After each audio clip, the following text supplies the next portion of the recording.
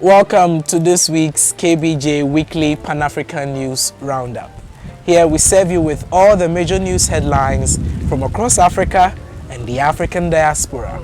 In the headlines, President Biden to meet with South African leader. Tunisian army kills IS-linked jihadists.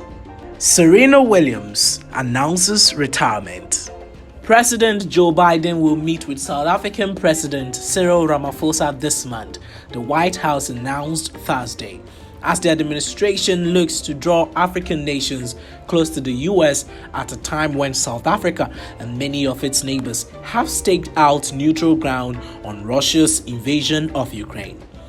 The announcement of the September 16 visit comes on the heels of the US Secretary of State Antony Blinken's visit to South Africa last month, in which he said the Biden administration sees Africa's 54 nations as equal partners in tackling global problems. But the administration has been disappointed that South Africa and much of the continent's decline to follow the US in condemning the Russian invasion of Ukraine.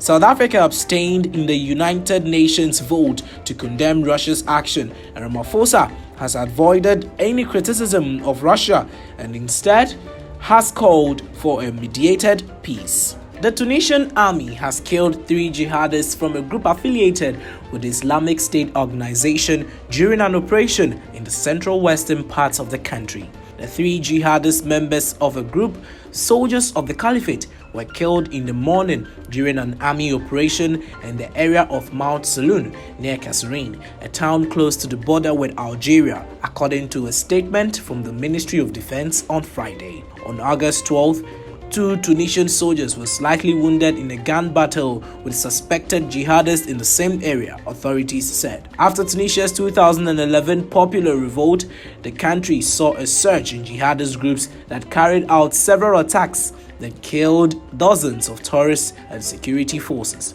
Authorities claim to have made significant progress in recent years in the fight against jihadists. The last major attack by jihadists against security forces was in 2016 in the southeastern city of Ben Guaden, in which 13 security forces and 7 civilians died, along with 55 jihadists. African heads of state and the Japanese delegation have met in the Tunisian capital Tunis for talks on promoting African-led development. Tunisian President Kais Saied welcomed visitors to the 8th Tokyo International Conference on African Development. Japanese Prime Minister Fumio Kishida has tested positive for COVID-19 and used a video link to join the summit. President Macky Sall of Senegal spoke of his faith in the conference. Quote, almost 30 years after its launch, the Tokyo International Conference for African Development continues to deliver on its promises with concrete results in the areas of education, agriculture, health and water, to give just a few examples, unquote, he said. On the agenda are measures aimed at countering China's influence on Africa. China has been steadily increasing its influence in the region in recent years, notably through its ambitious Silk Road project. However, the summit is especially important for Tunisia as the country continues to suffer from a political and economic crisis made worse by the COVID-19 pandemic and more recently the war in Ukraine affecting wheat imports. Popular social media giant Twitter has announced it will roll out an editing feature to subscribers of its premium Twitter Blue service later this month. The September 1st announcement on Twitter comes after years of users' requests for such a feature. The company says it has been testing the feature internally and confirmed it is one of the most requested features to date.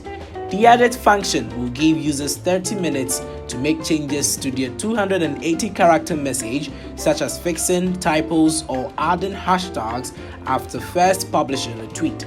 According to the announcement, those with the functionality will have the opportunity to edit a few times within the limited time frame.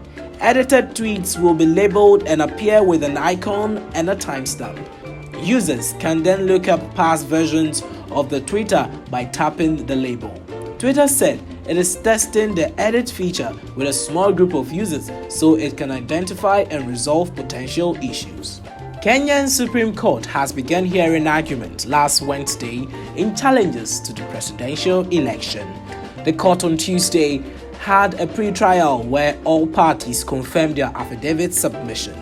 Earlier on, the court had ordered a vote recount in 15 polling stations, which are currently ongoing. The court had also thrown out 2 other petitions on the basis of lacking a mandate. On Wednesday, lawyers representing the first petition, Raila Odinga, took the floor to dislodge the election of William Ruto and the 5th president. Odinga is among those challenging the results and alleging a range of problems with the election process. Deputy President William Ruto was declared winner earlier last month with just over 50% of the vote. The court must rule on all challenges by the end of next Monday. The White House announced it will unveil official portraits of former US President Barack Obama and his wife Michelle Obama next week. The presidential portrait unveiling is a historic White House event.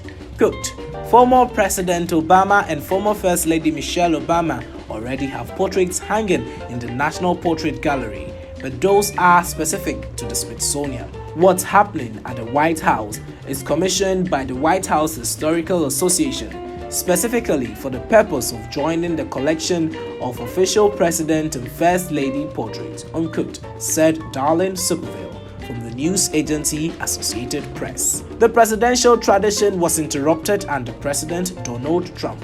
Quote, what's significant about these ceremonies is there's a long-standing tradition where current president holds the immediate past president to unveil the official portrait. However, that did not happen with President Trump and former President Obama, which is why Obama's portrait unveiling is happening on September 7th. Unquote.